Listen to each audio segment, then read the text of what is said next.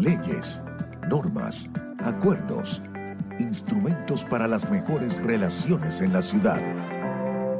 Y ya nos hacía muy rico porque la semana pasada pues tuvo un incidente ahí, ya lo supe con el teléfono, pero ya solventado, y ayer hicimos una excepción porque hubo un cambio en la programación en términos generales de Unión Radio y arrancaba un nuevo programa y estábamos conversando con nuestra compañera de ahora nuestro nuevo programa en Buena Lid, María Fernanda Bolívar, y bueno, por eso hoy excepcionalmente David Rico está en el día martes, pero él nos acompaña siempre en los lunes de capacitación. Él es consultor político, experto en estrategia, CEO de la consultora Fábrica Política. Siempre cerramos los lunes con él en el aporte de la política.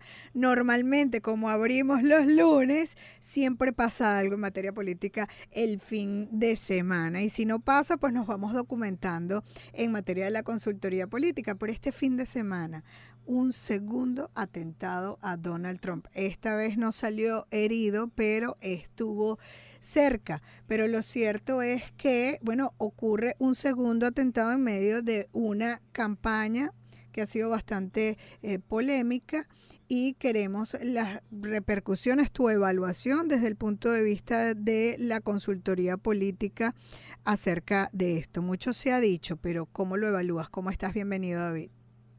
Muchísimas gracias, María Alejandra, y a tu equipo. Muchas gracias nuevamente por esta invitación un martes. Por primera vez me estreno un martes contigo. Está bien. Sí, bueno, la semana que viene será Los lunes, lunes. ¿no? Sí, sí, sí. Pero Bueno, ¿cómo evalúas tú esto? Y bueno, ya han transcurrido unos días, nos sirve para evaluar mejor, incluso. sí, mira, complicado porque evidentemente refleja la situación que se está viviendo en Estados Unidos en esta campaña, una situación sumamente polarizante, dividida. La sociedad norteamericana demuestra una vez más la división profunda que existe y la polarización profunda que hay en la política norteamericana, y no es más que una demostración fehaciente de que los discursos tienen un calado sobre el comportamiento social. Es decir, estos discursos de confrontación que han protagonizado sobre todo los demócratas en contra de Donald Trump, pues están generando esta polarización tan brutal, y que existan factores o personajes violentos que encuentren, valga la redundancia, en la violencia una solución a esa confrontación. Yo creo que es muy peligroso y que hay que ser mucho más consciente en cómo se construyen los discursos de campaña, porque pueden tener consecuencias lamentables.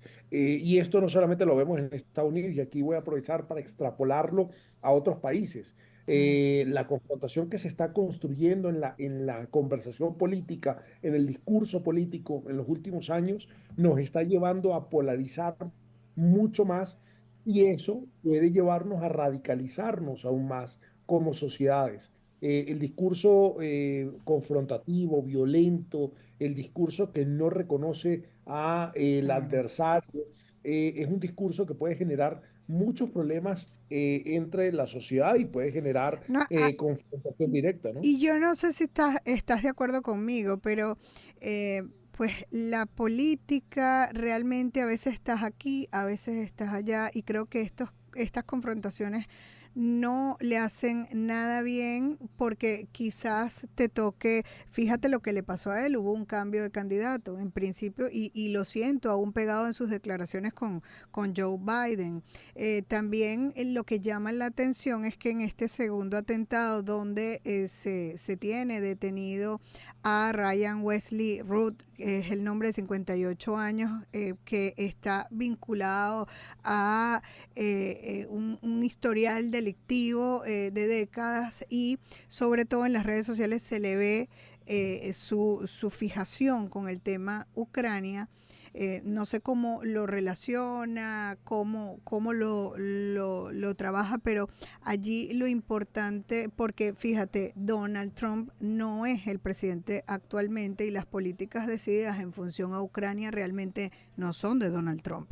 Entonces, ahí yo lo que quiero es esa reflexión del daño que se le hace a la política y qué tan conveniente es la confrontación y la responsabilidad que tiene un político al ser un vocero fundamental y generador de emociones en cierto momento, especialmente en campaña.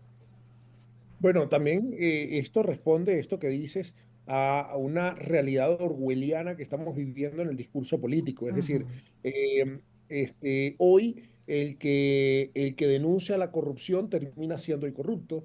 Hoy el que genera comunicación política, o más bien el que genera noticia y periodismo, es el violento, y el que transforma la comunicación. Por ejemplo, lo estamos viendo en España. En Ujú. España estamos viendo cómo a un periodista, solamente por no estar en la línea comunicacional del partido de gobierno y de los aliados del partido de Sí, gobierno, es atacado un periodista constantemente, claro. solamente por tener una postura de derecha, Y ¿no? normalmente un periodista tiene que ir a la profundidad y a veces lo normal es que se ponga en la acera del frente, porque digamos, pasa lo mismo en Salvador, como señala Bukele a también los periodistas en El Salvador. Sí, no, totalmente. Entonces ahí es cuando esa discusión orwelliana sobre cómo se está construyendo el discurso, es que y la dificultad o el peligro que eso genera en contra de las democracias, es que al final han encontrado en esta discusión orwelliana la forma de convertir los errores propios en errores de los adversarios, ¿no? Ujú. Es decir, por ejemplo, voy a utilizar, para no irme a Estados Unidos, voy a utilizar el ejemplo español, como la esposa del presidente de gobierno en Ujú. España está implicada en casos de corrupción importantes, Sí, y la forma que ha tenido el gobierno de transformar esa crisis es diciendo que los periodistas son una máquina de fango, y que los medios periodísticos independientes son máquinas de fango, ¿no? Entonces, al final, esa afirmación lo que genera es que los aliados del gobierno y los seguidores del gobierno claro. encuentren en los medios de comunicación un enemigo.